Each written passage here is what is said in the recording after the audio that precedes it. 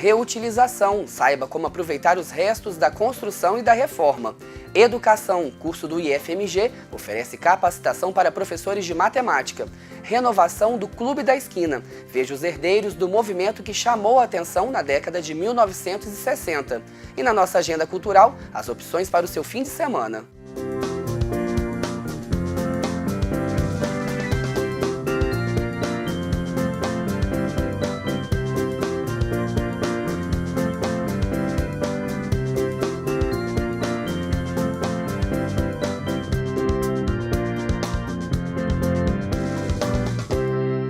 Olá!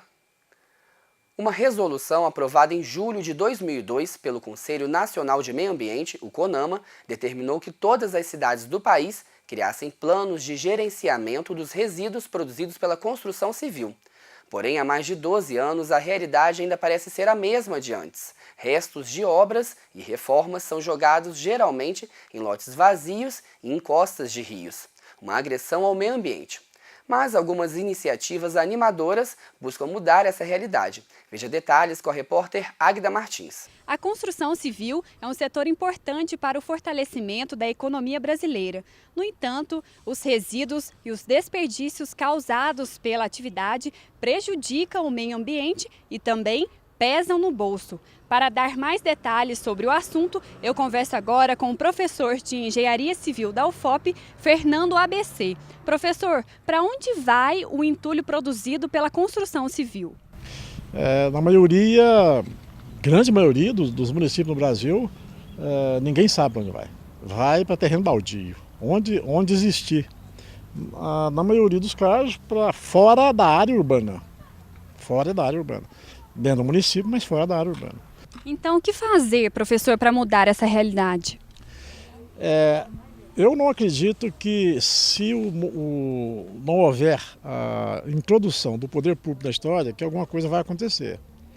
Então, vai ter que acontecer algo que obrigue, eu digo obrigar mesmo, o poder público, em nível municipal, a fazer o estabelecimento dessa gestão. E como a gente pode aproveitar esses materiais na própria construção civil mesmo? A preocupação com a lei e dada pela lei e pelas normas técnicas não é com quanto à questão econômica do aproveitamento, é com quanto ao impacto que ele pode gerar no meio ambiente. A melhor ação que a gente podia executar é a eliminação do resíduo. Eliminação no sentido de que não é você usar e sumir com ele, é não produzi-lo. Um pouquinho acima disso, que dá menos efeito, mas é altamente produtivo também, é a reciclagem. Depois, a reutilização, que é um aspecto também muito significativo, que é a possibilidade de você usar o mesmo material mais de uma vez e, em última instância, que é a redução da produção do resíduo. Ou seja, quanto menos resíduo eu produzir, melhor eu estaria fazendo, ou melhoria eu estaria fazendo para o meio ambiente. E professor, para finalizar, o que a gente pode esperar da construção civil nos próximos anos com relação à sustentabilidade? Em termos de sustentabilidade, na construção civil, nós estamos caminhando. Está muito lento, mas já tem coisa boa feita aqui. Nós estamos usando muito parte de alvenaria, que é associado com concreto armado, que é o método construtivo dominante no Brasil, não tem jeito de usar outro, e estamos caminhando para poder substituir coisas da alvenaria, que esse é o futuro da construção, por materiais leves, que é aquilo que se faz fora do Brasil, onde tem construção metálica. Professor, muito obrigada pela entrevista. E de acordo com a Prefeitura de Ouro Preto, ainda não existe o recolhimento dos restos dos materiais de construção no município. Portanto, quem gera os resíduos é o responsável pelo destino dos entulhos. Já estão abertas as inscrições para a primeira turma do curso de especialização em Educação Matemática no IFMG de Ouro Preto. O objetivo é contribuir para a formação matemática e pedagógica dos professores da educação básica. São oferecidas 20 vagas. A seleção vai acontecer do dia 10 ao dia 14 de outubro.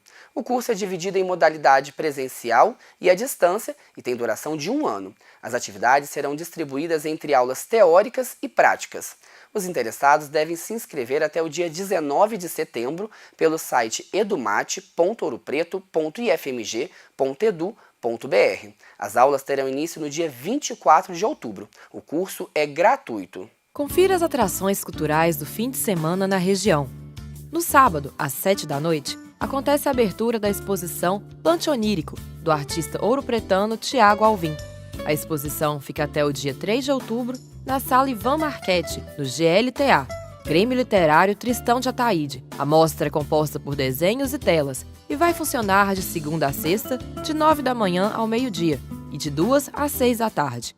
Aos sábados, de 9 da manhã ao meio-dia. A entrada é gratuita. Também no sábado, o Sagarana Café Teatro em Mariana recebe a banda Charlie, que traz em seu repertório músicas do grupo Red Hot Chili Peppers. A casa abre às 10 horas da noite. A entrada custa R$ 15 a inteira e R$ 10 a meia.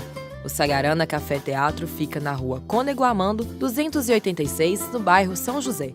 Outras informações pelo telefone 3557-3449. De 5 a 7 de setembro acontece a segunda festa da Viola e Culinária em Santo Antônio do Leite, distrito de Ouro Preto.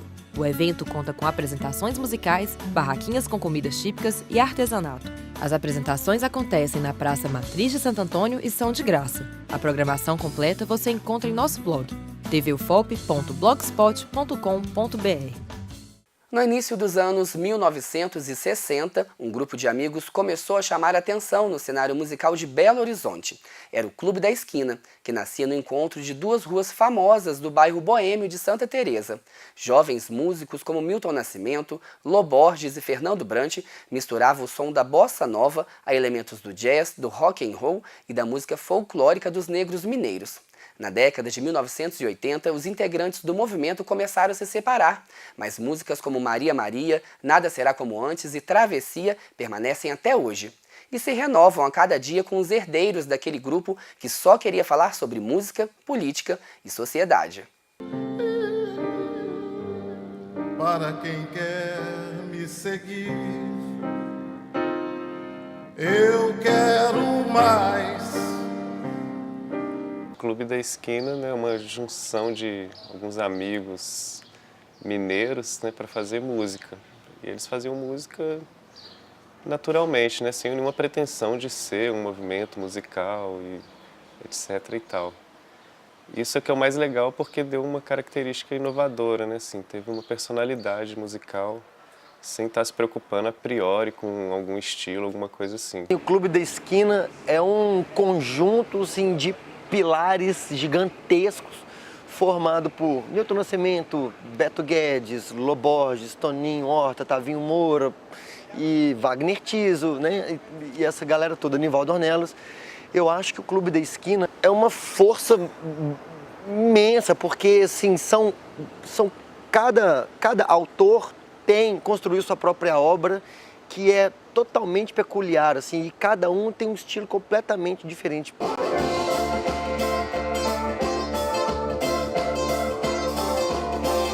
O Clube da Esquina, ele é muito amplo, assim, porque ele abrange rock, ele abrange jazz, ele abrange música clássica, ele abrange samba, ele abrange tudo. Então, eu acho que foi um movimento assim, musical de extrema força aqui em Minas Gerais. Para mim é um privilégio poder tocar essas músicas e defender essa bandeira do clube. É um som que eu cresci ouvindo assim, a partir do meu pai, que é o Marilton Borges. Então cresci na barra do piano dele. Pude presenciar alguns processos criativos do Lô, do Marcinho, do Telo também. E isso tudo me influenciou bastante, inclusive nas minhas composições. A influência que eu tenho das músicas do meu pai só me fizeram assim, abrir o ouvido para poder prestar atenção mais assim, num acorde enquanto está soando uma melodia, que acorde você pode colocar, por onde você pode caminhar com a melodia para fazer aquele acorde soar, pode trocar aquele acorde para fazer aquela melodia ter uma cara assim, uma cara assado.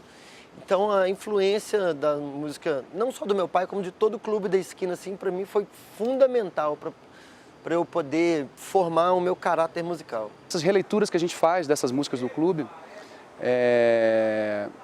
nada mais são do que homenagens que a gente presta mesmo, né, a cada compositor. A gente interpreta da nossa forma.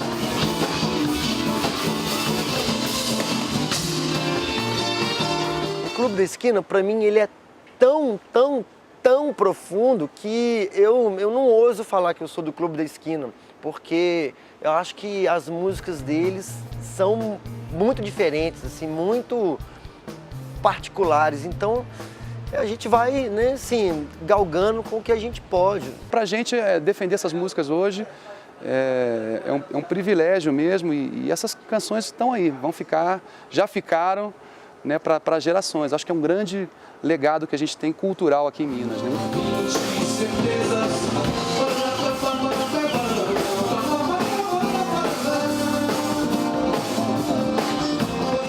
Participe do Plano Aberto enviando sugestões de reportagens. O nosso e-mail é produçãotvufop@gmail.com, sem cedilha e sem o tio. O telefone da nossa redação é o 3559-1206. Sua sugestão é sempre muito bem-vinda. Obrigado pela companhia e até o nosso próximo encontro.